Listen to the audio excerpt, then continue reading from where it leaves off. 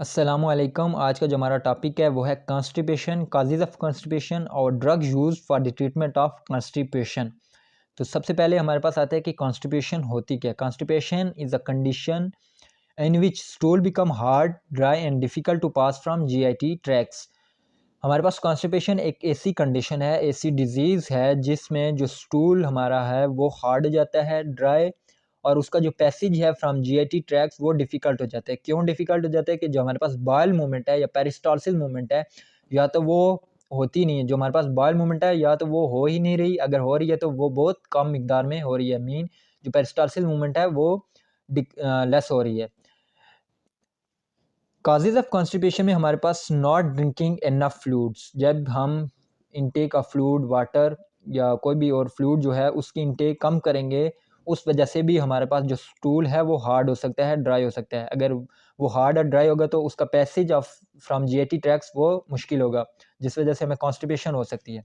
इसके अलावा not getting good exercise, stress की वजह से भी हो सकता है, डिप्रेशन की वजह से, या जीआईटी के अंदर कोई ऑब्स्ट्रक्शन या कोई डैमेज वगैरह हुआ है, उस वजह से भी हमें कॉन्स्टिपेशन हो सकती है। फिर हम देखेंगे कि ड्रग्स कौन कौन से इस्तेमाल करते हैं for the treatment of constipation. तो उसमें हमारे पास 3 मेन क्लास ऑफ ड्रग्स आती हैं। एक है हमारे पास इरिटेंट एंड स्टिमुलेंट, जिसमें एग्जांपल आती है कैस्टर ऑयल की। दूसरी है स्लाइन एंड ऑस्मोटिक लेक्सेटिव, जिसमें हमारे पास लेक्टोलोज की एग्जांपल आती है। और थर्ड पे हमारे पास है स्टूल सॉफ्टनर, जिसमें डोकोस्टेट की एग्जांपल आ जाती है। जिसमें हम सबसे पहले देखेंगे कि इरिटेंट एंड स्टिमुलेंट।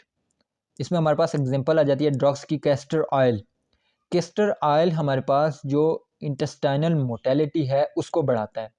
तो जब हमारे पास पेरिस्टालसिस मूवमेंट या इंटेस्टाइनल मोटेलिटी बढ़ेगी, तो जो हमारे पास फूड की मूवमेंट रुकी होगी वो तेज़ हो जाएगी। वो फूड हमारे पास तेज़ी से मूव करेगी टुवर्ड लार्ज इंटेस्टाइन, और फिर वहाँ से वो हमारी बॉडी से एलिमिनेट हो जाएगी। ये किस तरह काम करता है कि जो हमारे पास कैस्टर ऑयल है वो स्मॉल इंटेस्टाइन में जाके कन्वर्ट होता है रेसिनोलिक एसिड में। ये एसिड हमारे पास एक स्ट्रॉन्ग इरिटेंट होता है। इस इरिटेशन की वजह से हमारे पास जो पेरिस्टालसिस मूवमेंट है वो इंक्रीज हो जाती है। द सेकंड नंबर पे हमारे पास आता है कि स्लाइन एंड ऑस्मोटिक लेक्सेटिव्स। ये हमारे पास इसमें एग्जांपल आ जाती है लेक्टोलोज की। लेक्टोलोज एक हमारे पास डाइसैकराइड है which can not be hydrolysed bye intestinal enzyme, जो इंटेस्टाइनल एंजाइम से हाइड्रोलाइज नहीं होता।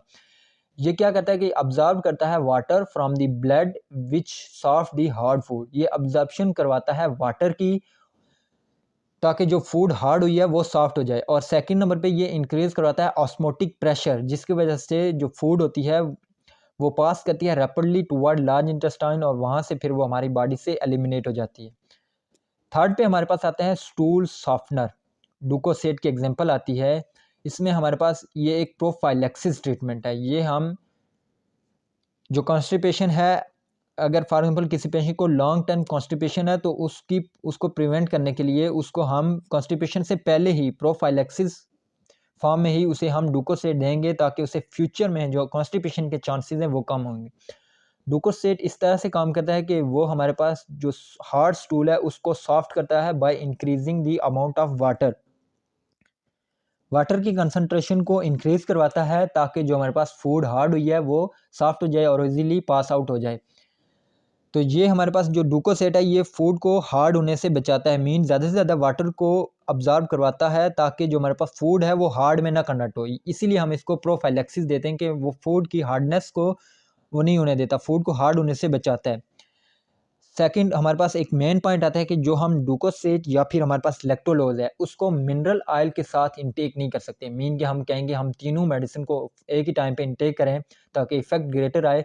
तो जो हमारे पास लेक्टोलोज और हमारे पास डुकोसेट है, ये अगर हम किसी भी या कैस्टर ऑयल या के साथ देंगे तो जो हमारे पास अब्जॉर्प्शन ऑफ कैस्टर ऑयल है वो बढ़ जाती है।